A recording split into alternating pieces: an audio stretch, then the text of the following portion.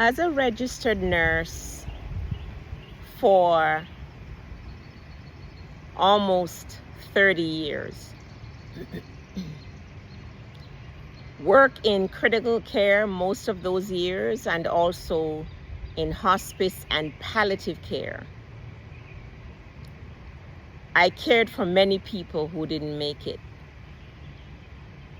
I cared for many people in end of life. I watched many people, young, middle, and old, die.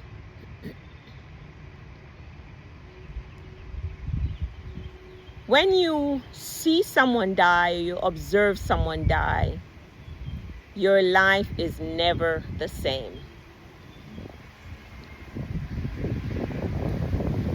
So during the active phase of dying, like imminent, maybe the last day or so, you can literally see the breath leaving from the bottom of the belly to the middle of the belly, to the top of the belly, to the lower part of the chest, to the middle part of the chest, to the upper part of the chest, to the throat, to the mouth, and you see them doing something like this. And then to the mouth, and then you hear the breath leave the body like this. That's it. Before that, maybe for a couple days before or the day before, the body just starts relaxing. So the arm, even if the person was contracted before, the body just relaxes. The legs straighten out, the arms straighten at the side, the body straightens, and the person is just relaxed. The body is getting ready to exit. I mean, the breath is getting ready to exit the body. And once you see that, you're just never the same. I never looked at life the same after I went into nursing and went into critical care. That's the area where you see most death. And then I did hospice and palliative care for a few years and saw many people transition.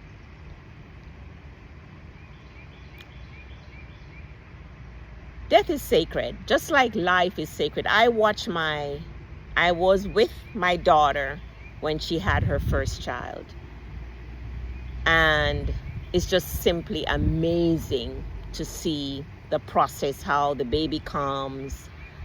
And as soon as the baby came out, the baby just started crying. The baby takes its first breath, and that's life to the body. And it is that breath that leaves when we die. And then I lost my friend, my best friend, maybe about 16 years ago. She was only 50, died suddenly in a car accident. I was so traumatized. Mark you, I had lost my dad when I was 17, but I think the death of my friend, Merlene, hit me more than any other. I was just so traumatized. And I remember, like the week after she passed and was funeralized, it was raining every day. And I remember crying and saying, oh my God, Merlene's getting wet, Merlene's getting wet. I was so traumatized. Now, when my adopted dad passed 3 years ago, I decided to have his body cremated. And it was amazing. First of all, the ash is only about 3 to 7 pounds, I found out.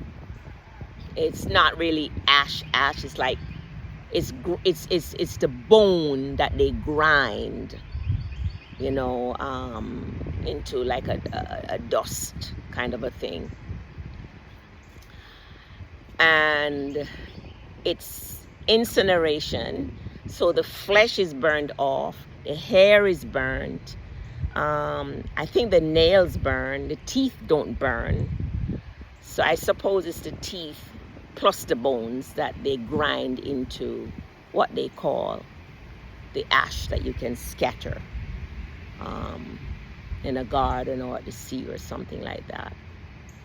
But whether we are buried, like body buried in a coffin in a grave, the process is essentially the same. I was describing that to my son earlier. When our bodies are buried in the dirt or in the ground, the flesh rots and worms eat it. And the bones remain, and the teeth remain. And I think the hair remain if your body buried, and the nails. I think though the hair and the nail don't disintegrate, but the flesh disintegrates, the organs disintegrate, and the bones remain intact, which is why they can, dig up a grave and find bones and teeth and stuff like that. But it disintegrates and becomes one with nature again. Well, when we are cremated, when our bodies are cremated, the flesh disintegrates and the bones and the teeth grind up into a powder, as it were, and we return it to nature, whether in the sea or a farm, a garden or something like that. And it just goes to show that we have to take care of our bodies. We absolutely must take care of our bodies. But this is not all there is. That breath that leaves is life. It's energy. It lives forever. That same breath that when we're born, we take that breath, and that breath fills the lung and gives life to this body. When the breath leaves this body, then this body starts disintegrating. It's not that the body dies, it just transforms to something else and returns to the ground. I guess that's why at funerals they say dust to dust and ashes to ashes. From dust we came, and from dust we shall return. So life is precious, and we have to embrace the inevitability of transitioning, of death.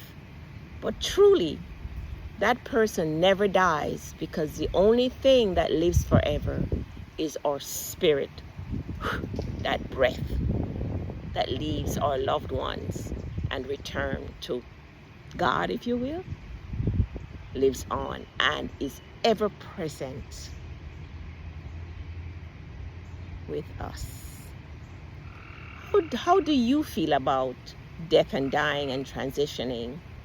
I've accepted death and dying as a normal course of living, and I'm not afraid of it.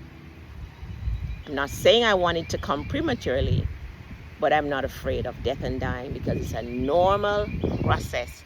What scares me, if anything scares me, is suffering and having to be dependent on others to care for me. Your life is precious. Let's enjoy it while we can. Let's cherish one another. Let's take care of each other. Let's not fight. Let's love one another.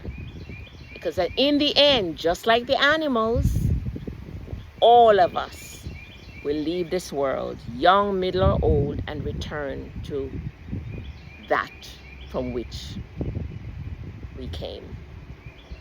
This is Marva Riley, and thank you for tuning in.